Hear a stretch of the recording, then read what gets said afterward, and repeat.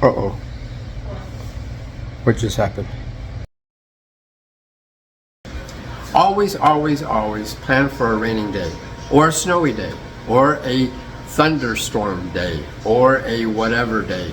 You never know what's going to happen on your travels and or exploring the great outdoors. And today was one of those days that in Phoenix it was 114.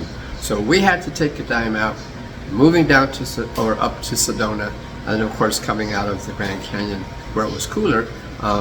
No more camping for this 2 days. We're gonna have to kind of take the time out, taking care of some things that we would like to do when we're not camping, and hunker down in a B&B.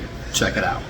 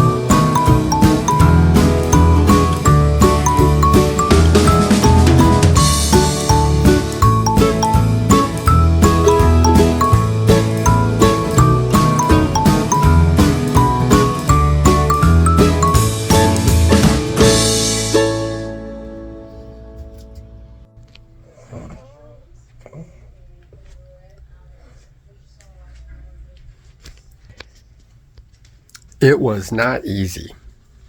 You know, exploring North America is really not easy in the conditions that we do when we do it. More on that at CatholicCamper.com. But you know, two things. Number one, we are coming home, and we do have a home base, right? Just like we set up camp bases. We have a home base, and that's a blessing. The second thing is that there is a blessing, a true blessing, that God, our Creator, has made everything that we've seen out and about in the forests and the mountains and the deserts and all the 7 biomes, right? But my wife has been there next to me, and my wife never complains. She has always supported me, and she's always been there, and she's been a trooper. She's been truly a trooper. And I just want to kind of shout out to her. Thank you for always being there with me in this wonderful hobby I have, which is exploration.